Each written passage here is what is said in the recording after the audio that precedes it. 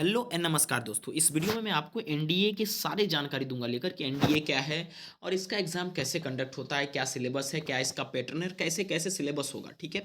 और कितने सीट्स है, संपूर्ण जानकारी। दोस्तों सबसे पहले एनडीए एग्जाम क्या है, तो एनडीए एग्जाम का मतलब दोस्तों, अगर एनडीए का फुल फॉर्म देखेंगे तो नेशनल डिफेंस एकेडमी। दोस्तों इसके थ्रू आप जो है भारतीय वायुसेना में, भारतीय नेवी में और दोस्तों भारतीय आर्मी में, इंडियन आर्मी में आप जा सकते हैं, ठीक है। और दोस्तों इस बार के लिए आप किस कोर्स के लिए जाएंगे, तो दोस्तों आपको ध्यान रखना चाहिए कि इस बार के लिए दोस्तों आप किसी कोर्स के जाएंगे तो 149 149 कोर्स के लिए, ठीक है।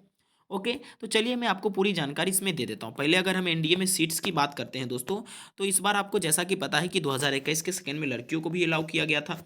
आर्मी में कुल मिला के 208 सीट है, जिसमें से 10 सीट लड़कियों का होगा। नेवी में कुल मिला के 42 सीट है, जिसमें से 3 सीट फीमेल का होगा। और उसके बाद दोस्तों एयरफोर्स में भी कुल मिला के इस तरह से सीट है 92, 18, 10। 92 सीट में 2 सीट जो होंगी फ्लाइंग ऑफिसर गर्ल्स के लिए होंगी, 90 सीट्स बॉयज़ के लिए होंगी, क्योंकि इन्हीं में से लड़की को भी देना है। उसके बाद ग्राउंड ड्यूटी में, और उसके बाद दोस्तों ग्राउंड ड्यूटी नॉन टैक में, ठीक है। इसमें फीमेल 2 होंगे, इसमें भी फीमेल 2 होंगे।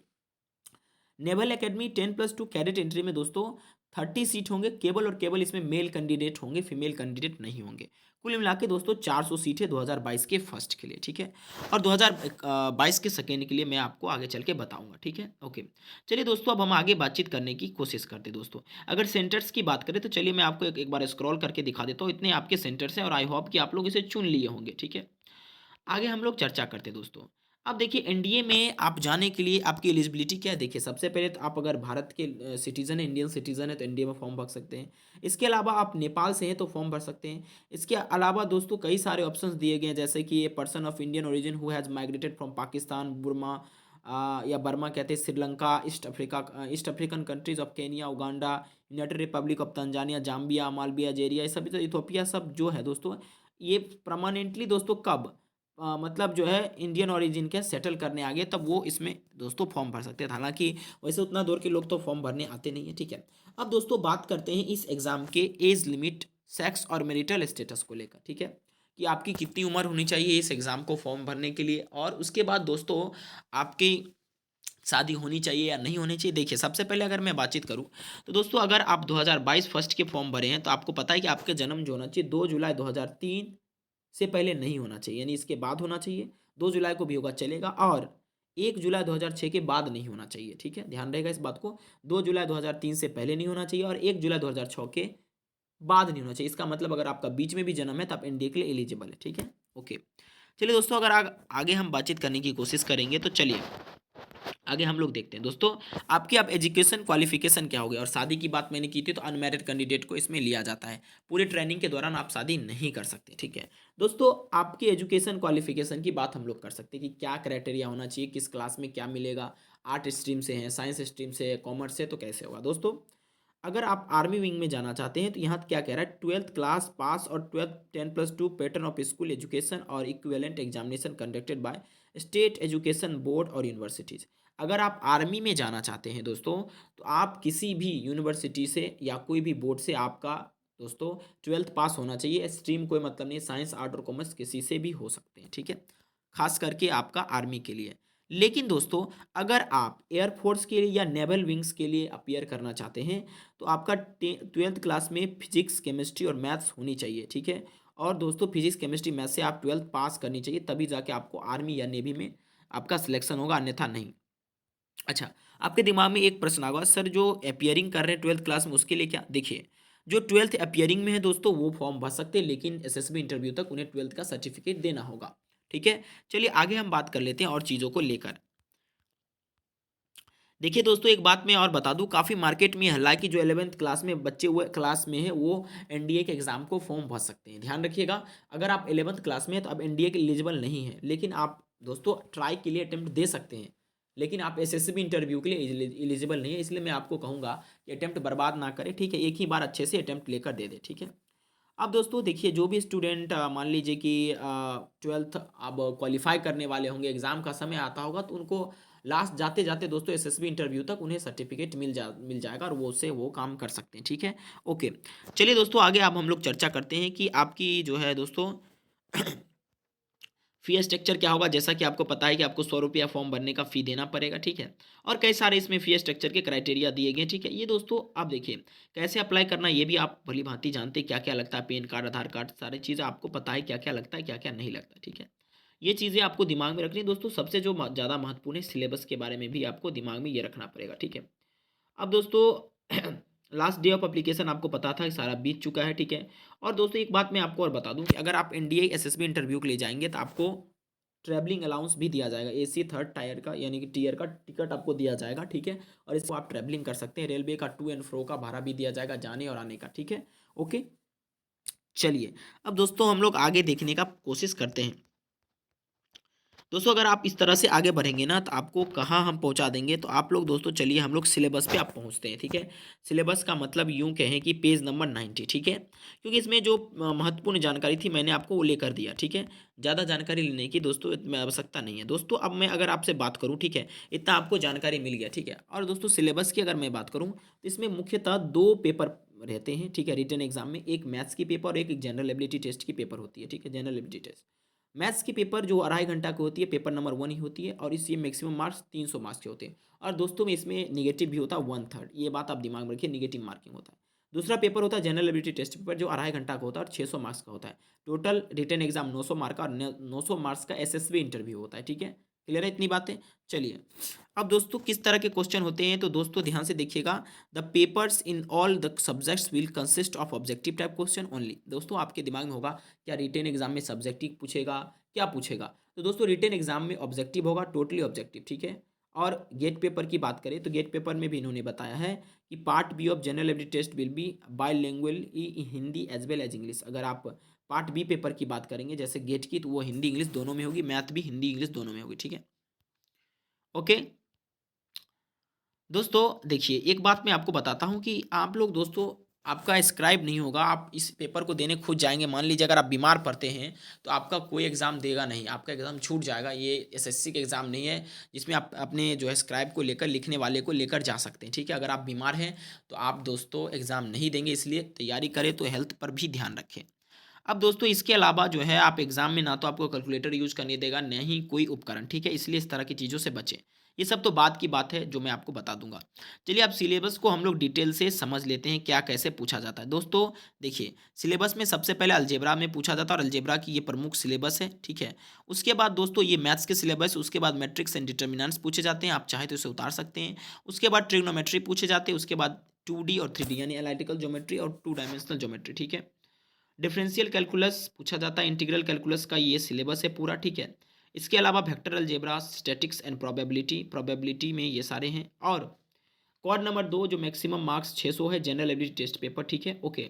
पार्ट ए में इंग्लिश रहता है, इंग्लिश में आपका क्या-क्या पूछे जाते हैं यहाँ देख लीजिए, ग्रामर, उसका यूज़ कैसे किया जाता है, वोकैब्युलरी, कम्प्रीहेंशन और दोस्तों अलग-अलग प्रोफिशिएंसी इंग्लिश में जैसी होती है, अरेंजमेंट, इम्प्रूवमेंट वगैरह-वगैरह, ठीक है? अगर आप जानना चाहते हैं कि इंग्लिश का पूरा सिलेबस क्या है तो मैंने डिस्क्रिप्शन बॉक्स में डाल दिया, उसे देख लीजिए, ठीक है?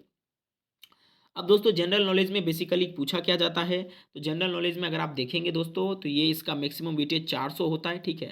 क्योंकि 50 क्वेश्चन वहाँ इंग्लिश के थे तो दोस्तों वो 200 मार्क्स खुद कंटेंट के लिए, जनरल नॉलेज में आपके 400 मार्क्स रहेंगे, काफ़ी वेटेज होते हैं। देखिए अगर आप जनरल नॉलेज में देखिएगा तो physics, chemistry, general science, social study, geography और करंट इवेंट्स पूछे जाते हैं, ठीक है? फिजिक्स में क्या-क्या चैप्टर पूछे जाते हैं ये एक बार मैं आपको स्क्रॉल करके दिखा दे रहा हूँ क्योंकि मैं इसे पढ़ूँगा तो बहुत देर हो जाएगा, बहुत ज़्यादा, ठीक है? और मैं आपको ये सजेस्ट करूँगा कि मैक्सिमम मात्रा में फिजिक्स पढ़ें, ठीक है? केमिस्ट्री में ये सारे टॉपिक्स पूछे जाते हैं। एक बार मैं स्क्रॉल कर दे रहा हूँ, आप चाहे तो इसे उतार सकते हैं, ठीक है? जनरल साइंस में ये सारे पूछे जाते हैं, living, non livings, basic life of cell, protoplasm, tissue, ये सब आपको पढ़ के जाने हैं, ठीक है? हिस्ट्री वगैरह में ये पूछा जाता है, ध्यान से देखिएगा। ज्योग्राफी में ये सारे चीज़ पूछे जाते हैं।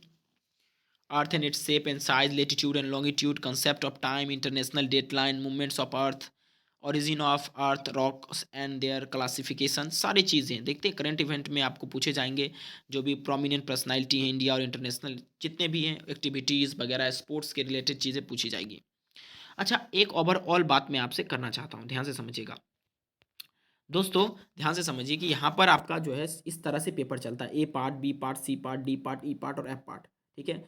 पहले ए पार्ट के 25%, उसके बाद 15%, बी पार्ट, सी पार्ट 10%, माफ़ कीजिएगा इस तरह से चलते रहता है, ठीक है? ओके, ये जो आपका है ए पार्ट यहाँ पर 25% है, मैंने शायद गलत बोल दिया, B part 15%, C part 10%, D part 20%, E part 20% और एफ पार्ट 10%। अब इसमें A part, B part, C part कौन था, तो आप गौर से देखिए। इस तरह से एफ पार्ट माने करंट इवेंट्स, इसे 10% क्वेश्चन पूछा जाता है। अगर आप 10% विचेज देखेंगे तो दोस्तों, अगर आप 400 का 10% करेंगे तो कितना होगा दोस्तों, तो आप लोग जरा सोच के देख लीजिए कि 400 का 10%, यानी कि सिंपल भाषा में अगर मैं बोलूँ तो दोस्तों एक शब्द में आप कह सकते हैं कि लगभग 40 मार्क्स का इससे क्वेश्चन पूछा जाता है। इसका मतलब 10 क्वेश्चन करेंट अफेयर से, ठीक है। और दोस्तों एक चीज़ आप गौर से देखेंगे, यहाँ पर इसने कहा है कि भाई साहब हम ए पार्ट से 25% क्वेश्चन पूछ रहे हैं। अब ए पार्ट हमारा था क्या, गौर से देखिए। ए पार्ट हमारा दोस्तों है फिजिक्स। अब 400 का 25% आप कीजिए। जब 400 का 25% दोस्तों आप करेंगे तो आई होप 100 मार्क्स निकल के आता है। कितना मार्क्स, 100 मार्क्स। 100 मार्क्स का मतलब हुआ 25 क्वेश्चन, क्योंकि एक क्वेश्चन पे 4 मार्क्स मिलते हैं, ठीक है। आप सोच लीजिए जरा सा, आपको किस विषय पर ज़्यादा ध्यान देने हैं। फिजिक्स पे सबसे ज़्यादा। अगर आप उसी तरह से सारे सब्जेक्ट का वेटेज नापेंगे परसेंटेज के हिसाब से, 15% केमिस्ट्री से, 10% आपके अलग अलग टाइप, मतलब जो भी ABCDF मैंने शुरू में आपको बताया उससे क्वेश्चन पूछा जाता है। आप खुद जरा सोच लीजिए, स्क्रॉल में देख लीजिए कि कौन चैप आपके लिए इंपॉर्टेंट है। जैसे देखिए, अगर आप गौर से देखिएगा, सी पार्ट जो कि जनरल साइंस था, तो जनरल साइंस से दोस्तों सोचकर देखिए 20% मार्क्स के क्वेश्चन पूछे। 400 का 20% करेंगे, फिर दोस्तों कितना होता है, तो फिर भी दोस्तों आपको कितना होता है, 400 गुनी 20/100 कीजिए तो आपको निकल के आएगा दोस्तों कितना, 80। यानी कि 80 निकल के आएगा। 20 क्वेश्चन दोस्तों इससे पूछे जाते हैं। जरा सोच कर देखिए। तो आप लोग लेकिन ध्यान देते नहीं है इस पर, ठीक है, बिल्कुल नहीं कंसीडर करते, तो इसलिए आपको सबसे अधिक मात्रा में फिजिक्स पढ़नी है। उसके अलावा आपको पढ़ने हैं दोस्तों क्या, जनरल साइंस, जैसे बायोलॉजी वगैरह, ये सब टॉपिक्स है, ठीक है। ओके। अब दोस्तों जब आप रिटेन निकाल लेंगे ना, तब दोस्तों इंटेलिजेंस और पर्सनालिटी टेस्ट आपके होंगे, यानी कि सिंपल भाषा में इसे SSB इंटरव्यू कहा जाता है। आप लोगों में से बहुत सारे स्टूडेंट हमें कहते रहते हैं कि सर SSB इंटरव्यू पर एक पूरा वीडियो बना दो, SSB इंटरव्यू के बारे में बता दो। देखो, आपको तो खुद नोटिफिकेशन में बताया जा रहा है कि SSB जो इंटरव्यू होता है ये 2 चरण में होता है, ठीक है। 2 चरण मतलब एक स्टेज 1 होता है और एक स्टेज 2 होता है, रिटन एग्जाम देने के बाद, ठीक है। और दोस्तों जो स्टूडेंट स्टेज 1 निकालता है वही स्टेज 2 में परफॉर्म कर सकता है, यानी स्टेज 2 में वो रह सकता है। चलिए समझते हैं। देखिए स्टेज 1 में जो होता है ना दोस्तों, इसमें ऑफिसर इंटेलिजेंस रीडिंग टेस्ट होता है, ठीक है। पिक्चर परसेप्शन टेस्ट होता है, डिस्क्रिप्शन टेस्ट जिसको PPDT कहते हैं, PPNDT। और उसके बाद दोस्तों इसके बेसिस पर ये परफॉर्मेंस जो ORA टेस्ट और PPDT करते हैं, इसके बेसिस पे स्टेज 1 में कैंडिडेट को चुना जाता है। अगर मान लीजिए आपने PPDT में फेल हो गए आप, या OR टेस्ट में आप फेल हो गए, तो आपको दोस्तों घर भेज दिया जाएगा, ठीक है। आपको कहा जाएगा भैया बोरिया बिस्तर समझिए घर चाहिए। इसलिए दोस्तों स्टेज 1 में पास होना अत्यंत आवश्यक होता है। अगर आप स्टेज 1 में पास हो जाएंगे तब आप जाएंगे दोस्तों स्टेज 2 में, ठीक है। स्टेज 2 में दोस्तों आपका क्या होगा, इसमें आपका इंटरव्यू होगा, ग्रुप टेस्टिंग होगा, ऑफिसर टास्क आपको मिलेंगे, कुछ साइकोलॉजिकल क्वेश्चन पूछकर साइकोलॉजी टेस्ट हो जाएगा, और उसके बाद कॉन्फ्रेंस होगा आपका, ठीक है। ये टेस्ट बाकी के 4 दिन तक चलते हैं, ये बाकी आपके एक दिन में कंप्लीट हो जाते हैं, ठीक है। और ज़्यादा जानकारी के लिए दोस्तों आप IndianArmyNIC.in पर जाकर पूरी जानकारी ले सकते हैं। हालांकि मैं इसका एक अलग वीडियो बना दूंगा। मैं आपको ये बताना चाहता हूँ कि नोटिफिकेशन से आप क्या सीख सकते हैं, ठीक है। ओके। देखिए यहाँ पर उसके बाद कई सारे कह रहा है, the personality of a candidate is asserted by 3 different assessors, by interviewer officer, interviewing officer, group testing officer, the psychologist. 3 ऐसे व्यक्ति जो इनको डिटरमिन करते हैं कि ये बंदा क्वालिफाई है या नहीं है, ठीक है। ओके। इस तरह के कई सारे एडिशनल इन्फॉर्मेशन है जो आपको मिलेंगे यहाँ पर, ठीक है। ये सारी चीज़ें आपको जानना बहुत ज़्यादा जरूरी है, ठीक है। ये दोस्तों कुछ आपका नोटिफिकेशन के हिसाब से, और बहुत सारे नोटिफिकेशन में चीज़ें हैं, ठीक है, जो आप पढ़ सकते हैं कि आप अगर इससे विड्रॉ लेना चाहते हैं कितना फ़ी मिलता है, आपको क्या स्कॉलरशिप मिलता है, ठीक है। ये सारी जानकारी आपको यहाँ पर मिल सकती है दोस्तों, ठीक है। और बाकी जो भी जानकारी है, जैसे कि बॉल पेन से लिखना चाहिए, ब्लैक बॉल पेन से रिटन एग्जाम में लिखना चाहिए, ये जब आपका एग्जाम का समय आएगा ना, उस समय मैं आपको पूरा बता दूंगा, पूरा हेल्प कर दूंगा। फिलहाल के तौर पर दोस्तों इतना ही आज का आपका वीडियो होगा। Thank you very much for watching this video.